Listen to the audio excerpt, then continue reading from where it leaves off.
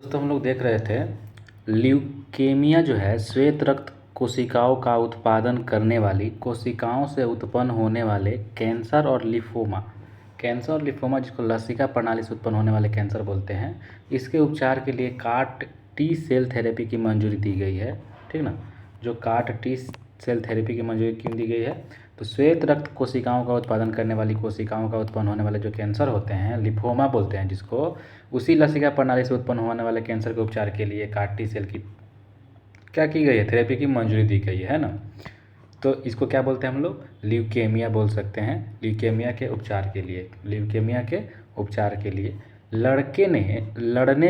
लड़ने के लिए रोगी की प्रतिरक्षा प्रणाली को सीधे प्रेरित करता है।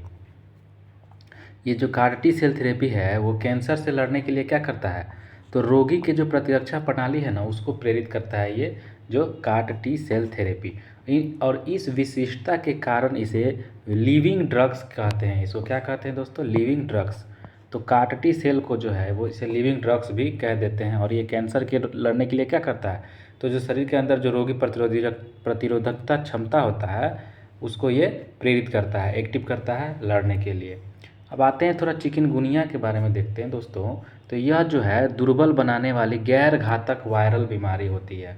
चिकनगुनिया कैसी बीमारी होती है ये? तो ये शरीर का दुर्बल मतलब कमज़ोर बनाने लगेगी और ये गैर घातक वायरल बीमारी होती है। क्या होती है? गैर घातक वायरल बीमारी होती है जिसका प्रकोप भारत में 36 वर्ष के बाद 2006 में हुआ। 36 साल के बाद ये 2006 में देखने को मिला था। और यह चिकनगुनिया वायरस से होता है। चिकनगुनिया वायरस से होता है। और यह जो है ना मादा एडिस मच्छर मुख्यतया एडिस एजिप्टी मच्छर काटने से ही फैलता है। ठीक ना, तो याद रखिएगा एडिस एजिप्टी मच्छर से ही काटने से फैलता है कौन सा? चिकनगुनिया, है ना। और हम लोग यहाँ पे देख रहे थे तो जीका बुखार जो था ये भी एडिस मच्छर के ही काटने से फैल रहा था। तो हम लोग देख रहे थे कि 2006 में ये हुआ था चिकनगुनिया। और ये चिकनगुनिया वायरस से होता है या मादा एडिस एजिप्टी मुख्यतः एडिस एजिप्टी मच्छर काटने से ये फैलता है। मनुष्य ही चिकनगुनिया वायरस का मुख्य स्रोत होता है। ये जो है मनुष्य इसी को फैलाने का काम करता है, चिकनगुनिया वायरस को। और मच्छर संक्रमित व्यक्ति को काटकर अन्य लोगों को काटते हैं जिससे यह बीमारी फैलने लगती है। तो एक संक्रमित व्यक्ति को किसी को काटा, फिर जाए किसी और काटा, फिर उससे ऐसे ऐसे ऐसे पूरा ये फैलने लगता है। समझ में आ रहा है ना? समझिए कितना खतरनाक है। संक्रमित व्यक्ति से यह बीमारी किसी और को नहीं हो सकती। अगर संक्रमित व्यक्ति है उससे किसी को नहीं होगी, लेकिन उसको काटने के बाद किसी दूसरे को अगर काटे मच्छर तब जाके ये चिकनगुनिया फैलता है ना। और आगे देखते हैं जो इटाई नामक रोग है ये कैडमियम के कारण होता है ना। इटाई नामक रोग जो होता है ये किसके कारण होता है? कैडमियम के कारण होता है। ये तो आप लोगों ने सुना ही होगा। पेट दर्द तथा अपच के एक मरीज को चिकित्सक प्रोबायोटिक्स लेने की सलाह दिया जाता है। यह पाचन क्रिया को स्वास्थ्यवर्धक करने के लिए अच्छे विषाणुओं की संख्या को बढ़ाने में मदद करते हैं। किसकी संख्या बढ़ाते हैं? विषाणुओं की संख्या को बढ़ाने में ये मदद करते हैं प्रोबायोटिक्स, है ना। एलिजा, तो देखिए जो एलिजा क्या होता है? तो enzyme linked immunosorbent assay. Enzyme linked immunosorbent acai जो है यह HIV वायरस की जांच करने की एक प्रणाली है। HIV वायरस की जांच करने की क्या है? एक प्रणाली है। इससे पता चलता है कि व्यक्ति एड्स पीड़ित है या नहीं। इसे एलिसा टेस्ट भी कह देते हैं। ठीक है, जिसका फुल फॉर्म क्या हो गया? Enzyme linked immunosorbent assay. Enzyme linked immunosorbent assay. Western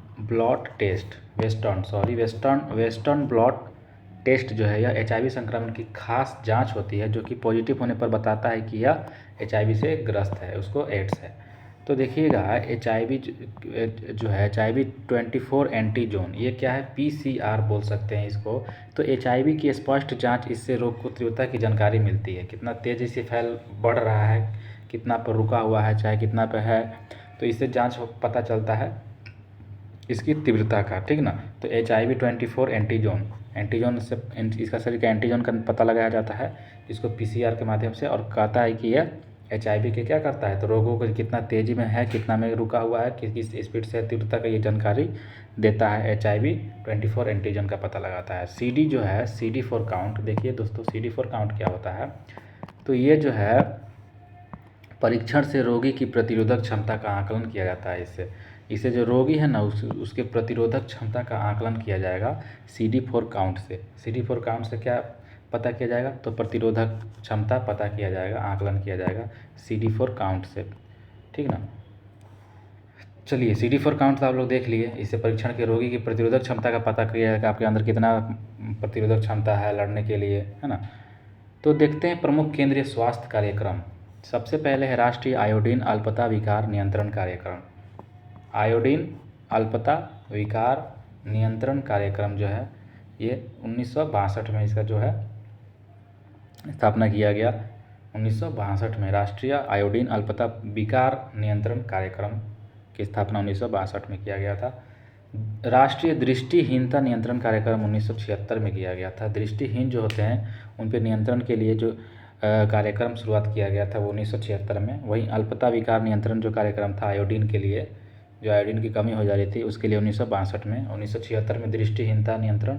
और कैंसर नियंत्रण पूछेगा तो बहुत स्पेशल जरूरी है 75 से 76। कैंसर नियंत्रण कार्यक्रम कब से चला था तो 75 से 76 में ये चला था, राष्ट्रीय कैंसर नियंत्रण कार्यक्रम। राष्ट्रीय मानसिक स्वास्थ्य कार्यक्रम बोला जाए तो 1982 में ये शुरुआत हुआ था। राष्ट्रीय मानसिक स्वास्थ्य कार्यक्रम 1982 में राष्ट्रीय मानसिक स्वास्थ्य कार्यक्रम 1982। तो अभी तक हम लोग 4 देख लिए थे। आयोडीन वाला 1962 देखे थे, दृष्टिहीनता 1976 देखे थे, साथ ही साथ कैंसर वाला भी उसी समय देखे थे 75 से 76। मानसिक स्वास्थ्य हम लोग कब देखे थे 1982 में देखे थे। और उसके 10 साल के बाद हम लोग एड्स नियंत्रण पे भी क्या कर लिए थे, कार्यक्रम की स्थापना देख लिए थे। तो राष्ट्रीय एड्स नियंत्रण कार्यक्रम 1992 और वहीं मानसिक स्वास्थ्य 1982। तो मानसिक स्वास्थ्य 1982, 10 साल के बाद राष्ट्रीय एड्स नियंत्रण कार्यक्रम 1992। याद रखिएगा, ये पाँचों तो आपको याद हो गया होगा। तो राष्ट्रीय आयोडीन हमारा 62 हो गया, दृष्टिहीनता हमारा 76 हो गया, कैंसर वाला भी 76 हो गया, मानसिक वाला हमारा 82 हो गया, एड्स वाला हमारा 92 हो गया। चलिए देखते हैं राष्ट्रीय तपेदिक नियंत्रण कार्यक्रम 1997। राष्ट्रीय तपेदिक जो होता है, तपेदिक नियंत्रण कार्यक्रम ये 1997 में स्थापना हुआ। प्रजनन तथा बाल स्वास्थ्य कार्यक्रम 1997-98 में ही शुरुआत हुआ था। बाल स्वास्थ्य कार्यक्रम, प्रजनन और बाल स्वास्थ्य जो कार्यक्रम है ये 1997-98 में। और उसी के साथ साथ पोलियो कार्यक्रम भी, तो बालक को पोलियो पिया जाता है तो बाल स्वास्थ्य ठीक रहता है। तो बाल स्वास्थ्य कार्यक्रम और पोलियो कार्यक्रम दोनों को एक साथ शुरू किया गया था 97-98 में, है ना। समन्वित रोग निगरानी परियोजना, समन्वित रोगों को निगरानी करने के लिए जो परियोजना की शुरुआत किया गया था 1997-98 में ही किया गया था। तो याद रखिएगा, बाल स्वास्थ्य, पोलियो और रोग निगरानी ये तीनों एक साथ शुरुआत किया गया था 97-98 में। अब देखिएगा जननी सुरक्षा योजना जो शुरुआत किया गया था 2003 से 4 में शुरुआत किया गया था। जननी सुरक्षा योजना, जननी सुरक्षा योजना जो था 2003-4 में शुरुआत हुआ था। वंदे मातरम योजना जो है वो 2004 में शुरुआत हुआ था। वंदे मातरम योजना कब शुरुआत हुआ था 2004 में शुरुआत हुआ था वंदे मातरम योजना, है ना। तो वंदे मातरम योजना शुरुआत हुआ था 2004 में। चलिए आगे देखते हैं थोड़ा सा न्यूक्लिक एसिड टेस्ट क्या होता है दोस्तों। तो nucleic acid test, nucleic acid जिसको बोलते हैं आरएनए या फिर डीएनए एप्लीफिकेशन टेस्ट की एडवांस तकनीक सीधे एचआईवी वायरस के जेनेटिक तत्व का पता लगा लेती है। यह तकनीक ब्लड डोनर में के रक्त में मौजूद बहुत ही कम स्तर के संक्रमण की पहचान कर लेता है और इस जांच की मदद से एक सप्ताह के संक्रमण को भी पकड़ा जा सकता है, जिसको क्या बोलते हैं न्यूक्लिक एसिड टेस्ट बोलते हैं। ये बहुत खतरनाक होता है। ये न्यूक्लिक एसिड टेस्ट जो होता है आरएनए डीएनए एप्लीकेशन टेस्ट की एडवांस तकनीक सीधे एचआईवी वायरस की जेनेटिक तत्व का पता लगा लेता है। आरएनए डीएनए जो होता है, ये न्यूक्लिक एसिड क्या होता है आरएनए डीएनए, इसी की मदद से आरएनए डीएनए की मदद से ये एक एडवांस तकनीक है जो कि एचआईवी वायरस के जेनेटिक तत्व का पता लगा लेता है। और ये तकनीक जो है ब्लड डोनर के रक्त में मौजूद बहुत ही कम स्तर के संक्रमण की पहचान भी कर सकता है, ठीक ना। विषाणु में संक्रमित शरीर, विषाणु से जो संक्रमित शरीर रहेगा उसकी कोशिकाएं इंटरफेरॉन नामक प्रोटीन बनाती है। इससे पता चल जाता है क्या होता है, जितना भी विषाणु संक्रमित शरीर की कोशिकाएं होंगी विषाणु से, वायरस से, वो क्या प्रोटीन बनाएगी तो इंटरफेरॉन नामक प्रोटीन बनाती है। ये जो है इससे पता चल जाता है कि वो व्यक्ति क्या है तो वो संक्रमित है विषाणु से, ठीक ना। तो बताइएगा विषाणु से जो संक्रमण होता है शरीर की कोशिकाएं जो होती है कौन सी नामक प्रोटीन बना लेती है, इंटरफेरॉन नामक प्रोटीन बनाती है। एचआईवी पॉजिटिव लोगों के लिए एंटी रिट्रोवायरस थेरेपी जिसको एआरटी की व्यवस्था कहा जाता है, तो एआरटी जो है एंटी रिट्रोवायरस बोला जाता है। ये एचआईवी पॉजिटिव लोगों के लिए एंटी रिट्रोवायरस थेरेपी की व्यवस्था की गई है। तो एआरटी जो है आर्ट बोल सकते हैं। एआरटी सेवाओं की शुरुआत 1 अप्रैल 2004 में की गई थी। एआरटी कैसे रिलेटेड है तो ये एचआईवी जो है एंटी रिट्रोवायरस थेरेपी से या रिलेटेड है ART, याद रखिएगा। और ART सेवाओं की शुरुआत 1 अप्रैल 2004 से हुई थी। वर्तमान में एड्स के उपचार के लिए एजिडोथाइमिडीन, क्या लिखा हुआ है, एजिडोथाइमिडीन जो है AZT औषधि का प्रयोग किया जाता है। एजिडोथाइमिडीन ये औषधि का प्रयोग किया जाता है AZT का, ठीक है। चलिए आगे देखते हैं दोस्तों। डेंगू ज्वर जो है, डेंगू ज्वर मादा एडिस एजिप्टी मच्छर के काटने से फैलता है। डेंगू ज्वर किससे फैलता है दोस्तों? डेंगू ज्वर तो मादा एडिस एजिप्टी मच्छर के काटने से फैलता है डेंगू ज्वर जो होता है वो, डेंगू ज्वर भी हम लोग देखे थे, मादा एडिस एजिप्टी मच्छर के काटने से फैलता है ना, ध्यान रखिएगा। तो हम लोग देख रहे हैं एडिस एजिप्टी मच्छर के काटने से फैलता है। हमारे देश में डेंगू ज्वर का पहला मामला 1963 ईस्वी में कोलकाता में सामने आया था। डेंगू ज्वर का पहला मामला कब देखने को मिला था? 1963 में। कहाँ पे? कोलकाता में देखने को मिला था। डेंगू ज्वर के कारण ही मानव शरीर में प्लेटलेट्स की कमी हो जाती है। लोहे की कमी से अरक्ता रोग हो जाता है। अरक्ता मतलब एनीमिया को बोलते हैं, लोहा मतलब आयरन को बोलते हैं। आयरन की कमी से क्या होता है? एनीमिया रोग हो जाता है, ये तो सबको पता होगा। आगे देखते हैं मिशन इंद्रधनुष क्या होता है दोस्तों। तो इसकी शुरुआत 25 दिसंबर 1914 को हुई थी। देखिए बहुत इंपॉर्टेंट लाइन है, यहाँ से क्वेश्चन बहुत सारा आ सकता आता है। मिशन इंद्रधनुष को आप लोग ध्यान में बैठाइएगा कि मिशन इंद्रधनुष जो है यह, इसकी शुरुआत हुआ था 25 दिसंबर 2014 को। इसका उद्देश्य था शिशुओं को पूर्ण प्रतिरक्षण देना। किसको? बच्चों को, शिशुओं को पूर्ण प्रतिरक्षा देना। ये जो था मिशन इंद्रधनुष का ये क्या था? उद्देश्य था। और ये जो शुरुआत हुआ था 25 दिसंबर 2014 को, ठीक ना, जब मोदी जी आए थे। चलिए कोविड-19 से बचाव की 4 वैक्सीन उपलब्ध कौन कौन सा है? तो सीरम इंस्टीट्यूट ऑफ इंडिया और ऑक्सफोर्ड एस्ट्राजेनेका सहयोग से बनी है कोविशील्ड और भारत बायोटेक की कोवैक्सीन, रूस की गैलेसिना इंस्टीट्यूट द्वारा विकसित स्पुतनिक भी या फिर मॉडर्ना। ये सारा चारों के चारों क्या है हमारा? तो ये कोविड-19 से बचाव की 4 वैक्सीन उपलब्ध था। तो सीरम इंस्टीट्यूट ऑफ इंडिया जो है पुणे में, इसके द्वारा, और एक ऑक्सफोर्ड एस्ट्राजेनेटिक जो ब्रिटेन में है, इसके सहयोग से बना था ये कोविशील्ड। तो ये ब्रिटेन और इंडिया के सहयोग से जो बना था कोविशील्ड, और दूसरा जो है भारत बायोटेक, इसकी कोवैक्सीन बनाई गई थी। भारत बायोटेक की ने कोवैक्सीन बनाई थी, रूस ने क्या बनाया था? तो स्पुतनिक बनाया था और मॉडर्ना बनाया था। स्पुतनिक और मॉडर्ना, ठीक है। चलिए आगे देखते हैं। जो मॉडर्ना है, मॉडर्ना वैक्सीन एक mRNA वैक्सीन है जो शरीर की रोग प्रतिरोधक क्षमता को सक्रिय करने के लिए वायरस के आनुवंशिक कोड के हिस्से को इंजेक्ट करता है। ये वायरस को ही क्या कर देता है? उसके आनुवंशिक कोड को शरीर में इंजेक्ट करता है, जिससे क्या होगा? शरीर की जो रोग प्रतिरोधक क्षमता क्या होगी? तो मजबूत होगी। तो मॉडर्ना वैक्सीन एक mRNA होता है, ठीक ना। कोविशील्ड एवं कोवैक्सीन वेक्टर जो है यह टीका है। इस प्रकार के टीके में कोविड-19 वायरस का सामग्री का एक अलग वायरस, जिसको वायरल वेक्टर बोलते हैं, वायरल वेक्टर के संशोधित संस्करण में रखा जाता है। फिर उसको वायरल वेक्टर आपकी कोशिकाओं को कोविड-19 एस प्रोटीन की प्रतियां बनाने के निर्देश देता है। और एक बार जब आपकी कोशिकाएं अपनी सतह पर एक प्रोटीन प्रदर्शित करती है तो आपकी प्रतिरक्षा प्रणाली एंटीबॉडी और रक्षात्मक सफ़ेद रक्त कोशिकाएं बनाकर प्रतिक्रिया करने लग जाती है। यदि आप बाद में कोविड-19 वायरस से संक्रमित हो जाते हैं तो एंटीबॉडीज जो वायरस इसे क्या करने लगेगा? तो लड़ेगा। कोवैक्सीन जो होता है ना, ये जीवित क्षीण SARS-CoV-2 वायरस प्रवेश करा के प्रतिरक्षी प्रतिक्रिया उत्तेजित किया जाता है। इसमें जो है क्षीण मतलब उसको कमज़ोर करके जो है कोवैक्सीन जो होता है, ये कोवैक्सीन जो होता है इसमें जिंदा मतलब कि कमज़ोर, जिंदा ही रहेगा। कोरोना SARS-CoV-2 को ही क्या किया जाएगा? उसको मतलब उसको कमज़ोर कर दिया जाएगा। SARS-CoV-2 को ही क्या कर दिया जाएगा? कमज़ोर कर दिया जाएगा। और फिर उसके बाद उसका आपके अंदर प्रवेश किया जाएगा और वही आपके अंदर जाकर क्या करेगा? आपका एंटीबॉडी बनाएगा, ठीक ना। कोविशील्ड चिंपैंजी में पाए जाने वाले एडोना वायरस जो होते हैं, चैडो 1 को प्रवेश करा के प्रतिरक्षी प्रतिक्रिया उत्तेजित किया जाता है। तो कोविशील्ड जो होता है वो चिंपैंजी में जो पाया जाने वाला एडोना वायरस होता है, एडोना वायरस, उसको आपके अंदर प्रवेश करा के क्या किया जाता है? तो प्रतिक्रिया उत्तेजित किया जाता है, प्रतिरक्षी प्रतिक्रिया, ठीक ना। ये तो कोविशील्ड है चिंपैंजी में पाया जाने वाला एडोना वायरस को। तो जितना भी सबको कोविशील्ड लगा हुआ है, समझिए कि उसके आपके अंदर चिंपैंजी में पाया जाने वाला जो एडोना वायरस है वही लगाया गया है, आपके अंदर डाला गया है, ठीक ना। कोविशील्ड वाले, हम भी कोविशील्ड वाले हैं। नोवाबॉक्स देखते हैं दोस्तों। यह कोविड-19 वैक्सीन एक प्रोटीन सब यूनिट वैक्सीन है। सब यूनिट वैक्सीन में वायरस के केवल वे भाग शामिल होते हैं जो आपकी प्रतिरक्षा प्रणाली को सर्वोत्तम रूप से उत्तेजित करते हैं। तो नोवाबॉक्स जो होते हैं, यह कोविड-19 वैक्सीन का एक प्रोटीन सब यूनिट होता है और ये सब यूनिट जो होता है, ये वैक्सीन है, सब यूनिट वैक्सीन में वायरस के केवल वे भाग शामिल होंगे जो आपकी प्रतिरक्षा प्रणाली को ही क्या करेंगे, उत्तेजित करेंगे, ठीक ना, आपको हानि नहीं पहुँचाएंगे। इस प्रकार के कोविड-19 वैक्सीन में हानि रहित एस प्रोटीन होता है, लिख रहा है ना यहाँ पे, हानि रहित जितना भी एस प्रोटीन होता है वो एस प्रोटीन।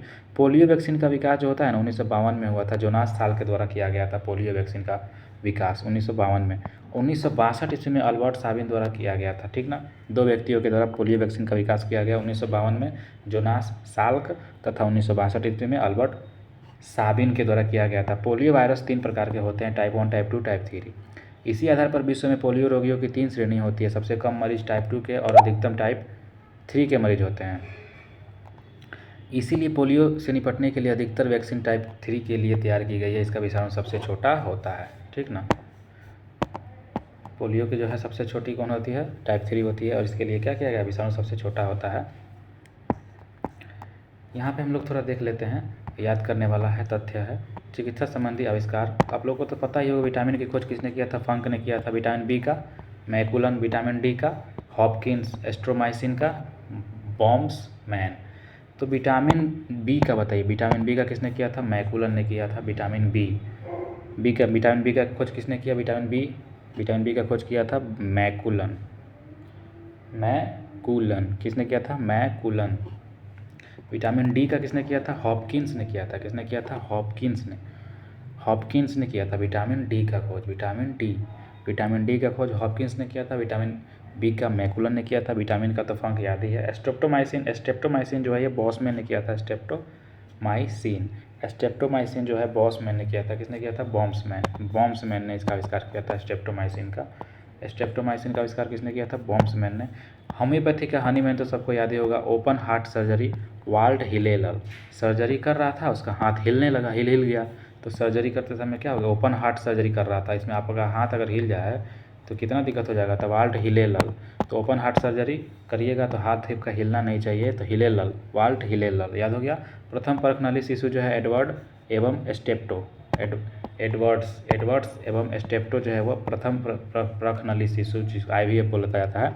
तो प्रथम परखनली शिशु का आविष्कार कौन थे, एडवर्ड्स एवं स्टेप्टो, 2 व्यक्ति थे, एडवर्ड्स एवं स्टेप्टो। एडवर्ड्स बहुत मतलब कि ये अच्छा क्वेश्चन है कि प्रथम परखनली शिशु जिसको IVF बोला जाता है, ये इसके आविष्कारक कौन थे, तो एडवर्ड एवं स्टेप्टो थे। कौन थे, एडवर्ड्स एवं स्टेप्टो थे।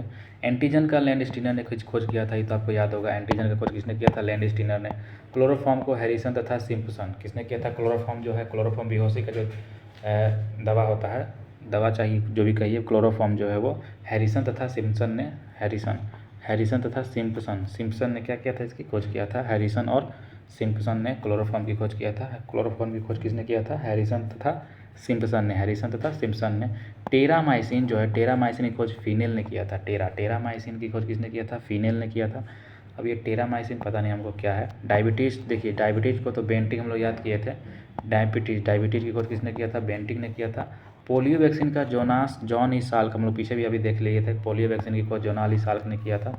बैक्टीरिया के लीवेनहॉक ने किया था, आप लोग को तो पता ही है, बैक्टीरिया जो है लीवेनहॉक ने किया था, हुक से निकाला था बैक्टीरिया। चाहे जीवित कोशिका की खोज भी लीवेनहॉक ने ही किया था। आरएनए के जो है जेम्स वाटसन एवं आर्थर अर्ग ने किया था। आरएनए का खोज किसने किया था, आरएनए का खोज, आरएनए जो हो जाता है आरएनए खोज जेम्स वाटसन व आर्थर अर्ग ने क्या किया था, आरएनए का खोज किया था, ठीक ना। मलेरिया परजीवी चिकित्सा की खोज भी रोनाल्ड रॉस ने ही किया था। और यहाँ पे हम लोग देखते हैं जॉन ई साल्क ने पोलियो वैक्सीन की खोज किया था। और रोनाल्ड रॉस ने किसकी खोज किया था दोस्तों, रोनाल्ड रॉस ने जो है मलेरिया परजीवी की खोज किया था, रोनाल्ड रॉस ने। हम लोग पीछे भी देखे थे मलेरिया परजीवी की चिकित्सा, इसकी खोज किसने किया था, रोनाल्ड रॉस ने किया था। विटामिन ए का मैकुलन ने किया था, विटामिन बी का भी मैकुलन ने किया था। हम लोग यहाँ पे पीछे देखे थे, अभी कुछ देर पहले विटामिन बी देखे थे ना, यहाँ पे मैकुलन। तो विटामिन ए और विटामिन बी दोनों का किसने किया दोस्तों, मैकुलन नहीं किया है, याद रखिएगा, मैकुलन नहीं किया है, याद रखिएगा, विटामिन ए और विटामिन बी। थोड़ा सा आगे देखते हैं हम लोग, विटामिन सी दिया हुआ है। विटामिन सी का किसने किया था, होलकट ने। किसने किया था, होलकट ने। तो होलकट, HOC, सी आ रहा है ना, कट में सी आ रहा है, तो सी, विटामिन सी की खोज किसने किया था, होलकट ने। किसने किया था, होलकट ने किया था। सल्फर ड्रग्स किसने किया था, ड्रॉग मैंक। किसने किया था? डाग मैंक। सल्फा ड्रग्स की खोज किसने किया था? डाग मैंक ने किया था। सल्फा ड्रग्स की खोज किसने किया था? डाग मैंक ने किया था सल्फा ड्रग्स की खोज किसने किया था? डाग मैंक। Sulfa drugs. हृदय प्रत्यारोपण की खोज किसने किया था? Christiaan Barnard. ये तो याद होगा आपको। लिंग हार्मोन जो है स्टेनाच ने किया था। स्टेनाच ने क्या किया था? लिंग हार्मोन की खोज करने वाले कौन थे? लिंग हार्मोन की खोज करने वाले स्टेनाच थे। कौन थे? स्टेनाच थे। लिंग हार्मोन में आपका हार्मोन कौन कौन सा हो जाएगा दोस्तों? टेस्टोस्टेरोन हो जाएगा, एजिस्ट्रोन हो जाएगा, है ना, प्रोजेस्टेरोन हो जाएगा। तो देखिएगा ये जो है लिंग हार्मोन की खोज करने वाले स्टेनाच थे। और सल्फा ड्रग्स के कौन थे? डॉग मैंक। गर्भ निरोधक गोलियां की खोज किए थे पिनकस ने। किसने किया था? पिनकस। तो गर्भ निरोधक गोलियां जो है इसकी खोज करने वाले थे पिनकस। गर्भ निरोधक गोलियां जो होती है उसको पिन करके रखना चाहिए, कभी भी पिन मार के रखना चाहिए, इसे याद कर सकते हैं। गर्भ निरोधक गोलियों को कैसा रखा जाता है? पिन मार के, पिनकस। इलेक्ट्रोकार्डियोग्राफ को आइनियोन ने किया था। इलेक्ट्रोकार्डियोग्राफ जो होता है ईसीजी, इलेक्ट्रोकार्डियोग्राफ की जो किसने किया था? आइनियोन ने। किसने? आई न्यूवन ने। इलेक्ट्रोकार्डियोग्राफ ईसीजी जिसको बोलते हैं, ईसीजी की खोज किसने किया था? आई न्यून थे ना। तो ईसीजी की खोज किया था आइनियोन ने। किसने किया था? आई न्यून ने, है ना। इंसुलिन की खोज तो बेटिंग हम लोग देख लिए थे, ऊपर भी देखे थे। चेचक का टीका जो एडवर्ड जेनर ने। चेचक का टीका किसने किया था? एडवर्ड जेनर ने। टीबी बैक्टीरिया की खोज रॉबर्ट कोच ने, ठीक ना। रॉबर्ट कोच ने जो था टीबी बैक्टीरिया की खोज किया था, रॉबर्ट कोच ने, है ना। टीबी बैक्टीरिया की खोज किसने किया था? रॉबर्ट कोच ने। और खाली बैक्टीरिया की खोज किसने किया था? लीवेनहॉक ने। खाली बैक्टीरिया बोले तो लीवेनहॉक। टीबी बैक्टीरिया बोले तो रॉबर्ट कोच। टीबी वाला जो बैक्टीरिया होता है उसको रॉबर्ट कोच ने खोजा था। खाली बैक्टीरिया को लीवेनहॉक ने। और चेचक का टीका को एडवर्ड जेनर ने। इलेक्ट्रोकार्डियोग्राफ को आइनियोन ने। किसने? आइनियोन ने। इलेक्ट्रोकार्डियोग्राफ को याद रखिएगा, बहुत क्वेश्चन यहाँ से आता है। इलेक्ट्रोकार्डियोग्राफ को आइनियोन क्या है? आइनियोन ने खोज किया था। पेनिसिलिन जो है अलेक्जेंडर फ्लेमिंग, तो याद ही होगा आपको। बीसीजी को है यूरिन कालमेट। बीसीजी जो है एगो ईसीजी होता है इलेक्ट्रोकार्डियोग्राफ, वो आइनियोन ने खोजा था। और बीसीजी का खोज किसने किया था? तो यूरिन कालमेट ने किया था। किसने किया था? यूरिन कालमेट ने। यूरिन कालमेट को आप लोग याद रख लीजिएगा। यूरिन कालमेट का बीसीजी का खोज किसने किया था? यूरिन कालमेट ने। रक्त परिवर्तन की खोज कार्ल लैंड स्टीनर ने किया था। रक्त परिवर्तन की खोज किसने किया था? कार्ल लैंड स्टीनर ने किया था। रक्त परिवर्तन की खोज किसने किया था? कार्ल लैंड स्टीनर ने। डीएनए की खोज किसने किया था? जेम्स वाटसन तथा क्रिक ने किया था। डीएनए का खोज किसने किया था? तो जेम्स वाटसन तथा क्रिक ने किया था। डीएनए का खोज किसने किया था दोस्तों? डीएनए का खोज तो जेम्स वाटसन तथा क्रिक ने किया था। पेचिस तथा प्लेग की चिकित्सा जो है वो कीटाजा टोज ने किया था। पेचिस तथा प्लेग की चिकित्सा, पेचिस की खोज या फिर प्लेग जो होता है उसकी चिकित्सा की खोज किसने किया था? कीटाजा टोज ने। डीएनए की खोज किसने किया? जेम्स वाटसन तथा क्रिक ने। तो डीएनए की खोज करता थे वाटसन तथा क्रिक, ठीक ना। और आरएनए का किसने किया था? तो वो भी वाटसन तथा अर्ग थे। आरएनए में अर्ग लग जाएगा बस, आर्थर अर्ग। वाटसन इसमें भी थे।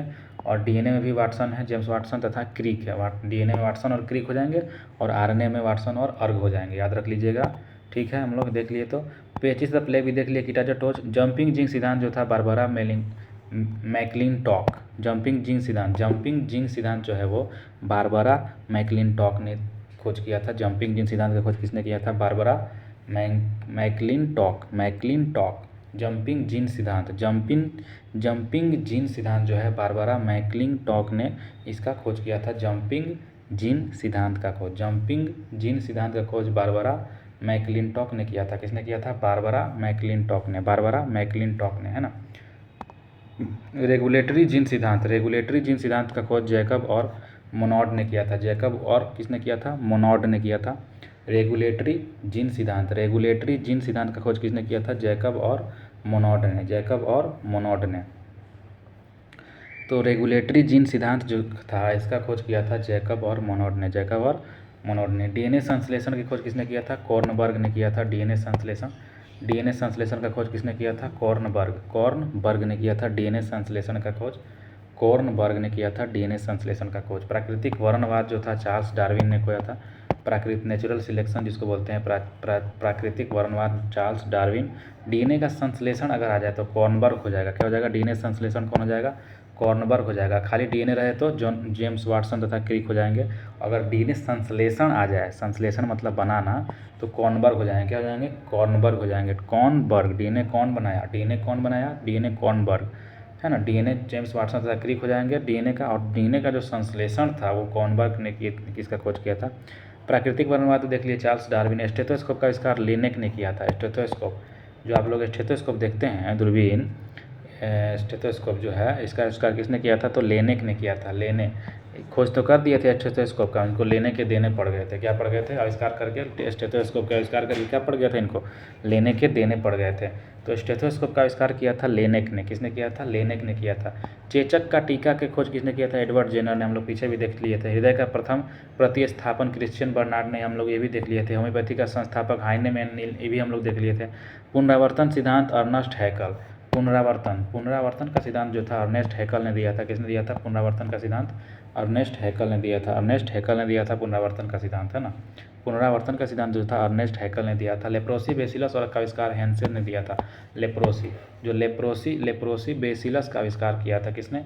हैंसेन ने। किसने किया था? हैंसेन ने किया था लेप्रोसी बेसिलस का आविष्कार। लेप्रोसी बेसिलस का जो आविष्कार था वो हैंसेन ने किया था। किसने किया था? हैंसेन ने किया था लेप्रोसी बेसिलस का आविष्कार। लेप्रोसी बेसिलस का आविष्कार हैंसेन ने किया था। रेबीज रोधी टीका जो है लुई पास्चर ने किया था। हम लोग देख लिए थे। आधुनिक एंटीसेप्टिक सर्जरी का जनक कौन है? लिस्टर है। आधुनिक एंटीसेप्टिक जो सर्जरी होता है, एंटीसेप्टिक सर्जरी, इसके जनक कौन थे? तो लिस्टर थे। कौन थे? आधुनिक एंटीसेप्टिक सर्जरी के जनक कौन थे? तो लिस्टर थे। कौन थे? लिस्टर थे। प्रथम एंटीबायोटिक जो है पेनिसिलिन, इसकी खोज किसने किया था? फ्लेमिंग ने किया था। हम लोग को ये याद था।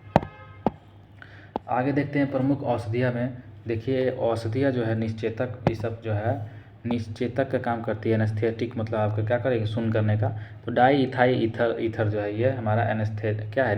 निश्चेतक है। Di ethyl ether. क्लोरोफॉर्म तो आप लोग को पता होगा, बेहोश करता ही है। सल्फोनल भी हो गया, वेरोनल। तो वेरोनल सल्फोनल जितना भी लगा हुआ है ये क्या है? निश्चेतक है। क्लोरोप्रोपेन जो है, क्लोरोप्रोपेन लगा हुआ है, ये क्या है? तो निश्चेतक है। कोकीन आपको पता ही होगा कि ये निश्चेतक होता है। और डायजीपाम ये हमारा क्या हो जाएगा? डायजीपाम ये भी हमारा निश्चेतक है। पेंटोथल सोडियम, हेलोथेन हो गया, नाइट्रस ऑक्साइड, ये सारा क्या है? निश्चेतक है। हेलोथेन, पेंटोथल और क्या क्या लिखा हुआ है? डायजीपाम है, कोकीन है, नाइट्रस ऑक्साइड तो N2O सबका पता ही होगा। नाइट्रस ऑक्साइड N2O जो है N2O नाइट्रस ऑक्साइड N2O क्या हो गया हमारा? N2O, है ना। ये सारा जो है ये निश्चेतक है। देखिए आपको ये पता होगा डाईइथाइल ईथर जो है निश्चेतक है। क्लोरोफॉर्म आपका क्या है? ईथर है ना। कोकीन आपको पता होगा ईथर है। और क्या क्या पता होगा? नाइट्रस ऑक्साइड आपको पता होगा ईथर है। तो अब यहाँ से हम लोग को याद कौन कौन सा करना है? एक सल्फोनल याद कर लेना है। वेरोनल एक जैसा है, सल्फोनल वेरोनल एक जैसा है, तो ये निश्चेतक है। क्लोरोप्रोपेन हो गया, डाइजीपाम, पेंटोथल सोडियम और हेलोथेन, ये आपको याद रखना है। सल्फोनल वेरोनल तो याद हो गया आपको। सल्फोनल वेरोनल क्या है? तो निश्चेतक है सल्फोनल वेरोनल। और साथ में क्लोरोप्रोपेन और डाइजीपाम क्या है? तो निश्चेतक है। क्या है? तो निश्चेतक ही है। Chloropropane diazepam. सल्फोनल वेरोनल क्या है? तो निश्चेतक है। डाईइथाइल ईथर क्या है? तो निश्चेतक है। क्लोरोफॉर्म और नाइट्रस ऑक्साइड क्या है? तो निश्चेतक है। कोकीन आपको पता ही होगा, कोकीन आपका निश्चेतक ही होता है। डाइजीपाम, पेंटाथल सोडियम और हेलोथेन एंटोथेल, डाइजीपाम क्या है? ये सब का सब निश्चेतक है। क्या है? निश्चेतक है। एंटीबायोटिक्स में अब देखते हैं दोस्तों। देखिए जितने भी सीन लगा रहा है ना, पेनिसिलिन, टेट्रामाइक्लिन, सेफेलाक्राइस्प्रिन, स्ट्रेप्टोमाइसिन, जेंटामाइसिन, रिफामाइसिन, क्लोरोमाइटिन, तीन नॉन जिसमें लगा हुआ है, ये सारा का सारा क्या हो जाएगा? एंटीबायोटिक हो जाएगा। क्या हो जाएगा? एंटीबायोटिक हो जाएगा। और एंटीसेप्टिक जो होता है दवा के रूप में काम आता है। एंटीसेप्टिक हम लोग देखते हैं ना, चोट लग जाता है तो लगाते हैं, तो ये सेमिलविस हमारा एंटीसेप्टिक है। लिस्टर हो गया, कोच आयोडीन, ये सब हो गया, आयोडीन लगाते हैं। हाइपोक्लोर, ये सब हो गया। अम्ल जो है इथाइल अल्कोहल हो गया। इथाइल अल्कोहल क्या हो गया? हमारा एंटीसेप्टिक हो गया। फिनॉल देखिए याद रखिएगा, फिनॉल हमारा एंटीसेप्टिक है ना। इसको निश्चेतक मत समझ लीजिएगा, है ना। सल्फोनल है, उधर केरोनल है, यह क्या है? तो ये फिनॉल है। फिनॉल हमारा एंटीसेप्टिक में आता है, याद रखिएगा। हेक्साक्लोरोफीन है ये। अब ये इसमें भी नौ लगा है तो इसको मत समझ लीजिएगा। कि ये एंटीबायोटिक्स है। ये हेक्सा लगा हुआ है, हेक्सा में क्या लगा हुआ है, हेक्सा में एंटीसेप्टिक का कार्य करेगा। हेक्साक्लोरोफिन जो है वो एंटीसेप्टिक है। फॉर्मल्डिहाइड हो गया, हाइड्रोजन पेरोक्साइड और एफिल क्या लिखा हुआ है, एक्रीफ्लेविन आदि, ये सब जो है वो हमारा क्या है, एंटीसेप्टिक है। क्या है वो, एंटीसेप्टिक है। और हम लोग एंटीपायरेटिक्स में भी देख लेते हैं। एंटीपायरेटिक्स तो एस्प्रिन, क्रोसिन, फिनेसिस्टीन, पायरोमिडीन, ये सब एंटीपायरेटिक्स है। मतलब ये एंटीपायरेटिक्स क्या होता है, तो ये हमारा दवा होता है। एस्प्रिन, क्रोसिन जो बुखार में काम आता है, पायरिडीमिन, ये सारा जो है। एस्प्रिन आप लोग ने सुना ही होगा, दर्द बुखार में काम आता है। और क्रोसिन आपको दर्द बुखार में काम आता है। पेनिसिटीन ये सब हो गया, फिनेसिटीन हो गया, पायरिडीमिन हो गया, ये सारा जो है, पायरोडिमिन, ये सब क्या है, एंटीपायरेटिक्स है, दर्द बुखार में काम आता है। सल्फा ड्रग्स देखिए तो सल्फानिलमाइड जो हो गया, सल्फा, चारों में सल्फा लगा हुआ है, तो ये सल्फा ड्रग्स में काम आ जाएगा, सल्फा है ना। तो सल्फा वाला याद रखना है, एगो सल्फा वाला जो है सल्फा में आ जाएगा। एंटीपायरेटिक्स में आपको देख ही लिए थे, एस्प्रिन, क्रोसिन, फिनेसिटीन, पायरोडोमिन हो गया हमारा, दर्द बुखार में काम आने वाला। एंटीबायोटिक्स में आप लोग सब में नीन लगा हुआ है, सीन लिन ऐसे करके लगा हुआ है, तो आप लोग याद कर ही सकते हैं, सेफ्लास्प्रिसिन।